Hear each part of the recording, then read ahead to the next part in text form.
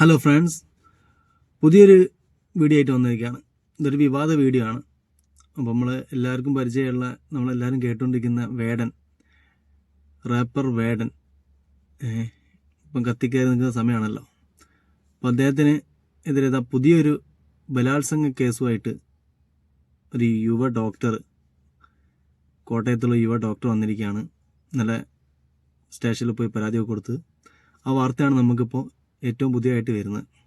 Rap ഗായകൻ വേടനെതിരെ ബലാത്സംഗ case. Kottayam സ്വദേശിനിയുടെ പരാതിയിലാണ് കേസെടുത്തത്. വളരെ പ്രധാനപ്പെട്ട വാർത്തയാണ് വരുന്നത്. റാപ്പർ വേടനെതിരെ റേപ്പ് കേസ് ചുമത്തിയിരിക്കുന്നു. എറണാകുളം തൃക്കാക്കര പോലീസാണ് കേസ് രജിസ്റ്റർ ചെയ്തിരിക്കുന്നത്. കോട്ടയം സ്വദേശിനിയായ ഒരു ഡോക്ടറുടെ പരാതിയിലാണ് ഇപ്പോൾ എഫ്ഐആർ വന്നിരിക്കുന്നത്. 2 വർഷം മുൻപ് തന്റെ വിവാഹ വാഗ്ദാനം നൽകി പീഡിപ്പിച്ചുവെന്നാണ് ഈ യുവതിയുടെ മൊഴി. ആ മൊഴി വിശദമായി ഇന്നലെ രേഖപ്പെടുത്തി. അതിന് പിന്നാലെയാണ് ഇപ്പോൾ തൃക്കാക്കര പോലീസ് IPC 376 പ്രകാരം, അതായത് BNS വരുന്നതിന് മുൻപാണ് ഈ കുറ്റകൃത്യം നടന്നിരിക്കുന്നത്. അതുകൊണ്ട് പഴയ നിയമപ്രകാരം IPC 376 പ്രകാരമാണ് ഇപ്പോൾ എഫ്ഐആർ രജിസ്റ്റർ ചെയ്തിരിക്കുന്നത്. വളരെ പ്രധാനപ്പെട്ട വാർത്തയാണ് പുറത്തേക്ക് വരുന്നത്.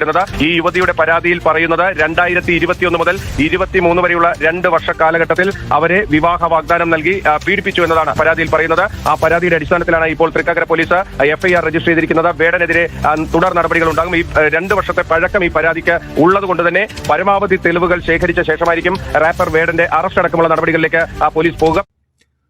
അപ്പോൾ ഇതിൽ ഇനി സത്യാവസ്ഥ ഉണ്ടോ, സത്യമാണോ എന്താണെന്നുള്ളത് ഭാവിയിലുള്ള ഇന്നും നാളെയായിട്ട് തെളിവെടുക്കുകയും കാര്യങ്ങളൊക്കെ നടന്നാലേ അതിൻ്റെ ബാക്കി കാര്യങ്ങൾ നമുക്ക് മനസ്സിലാവുള്ളൂ. അപ്പോൾ ചിലപ്പോൾ ഒരു ദുരൂഹതയുള്ള ഒരു കേസായിരിക്കും ഇത്. കാരണം കുറച്ച് ദിവസമായിട്ട്, കുറച്ച് കാലങ്ങളായിട്ട് വേടനെ ഇങ്ങനെ വിടാതെ പിന്തുടരുകയാണ്.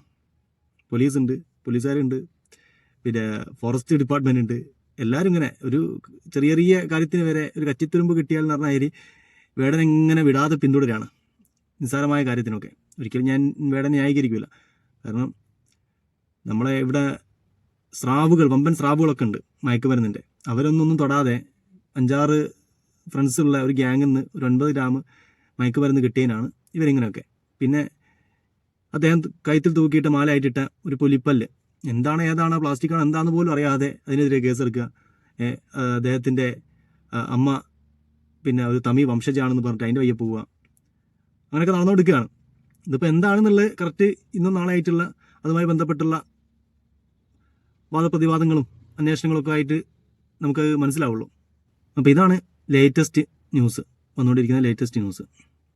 ഇത് സത്യമാണോ അല്ലേ എന്നുള്ളത് ഇന്നും നാളെയൊക്കെ ആയിട്ട് വേടൻ്റെ വിശദീകരണം, ചോദ്യം ചെയ്യലുമായി ബന്ധപ്പെട്ടിട്ട്. കാരണം ഇപ്പോൾ ഒരുപാട് കള്ളക്കേസുകൾ വരുന്നുണ്ട്. ഒന്നാമത് കാരണം തെറ്റുകാരനാണെങ്കിൽ തീർച്ചയായും ശിക്ഷിക്കപ്പെടണം. അതാരായി, വേടനായി ആരായി എന്തായാലും പെണ്ണിന് നീതി കിട്ടുകയും വേണം. പക്ഷേ അതല്ല, അതൊരു ഒരു കള്ളക്കേസാണെങ്കിൽ തീർച്ചയായിട്ടും തക്കതായ ശിക്ഷ ആ പെണ്ണിന് കിട്ടണം. കാരണം ഇങ്ങനെ കള്ളക്കേസ് ഏതും ഒരു ആണിനെതിരെ പറഞ്ഞ് രംഗത്ത് വരാം, അവരെ ആക്ഷേപിക്കാം എന്നുള്ള തലത്തിലേക്ക് എത്തരുത് എന്നാണ് എൻ്റെ അഭിപ്രായം. Okay, thank you.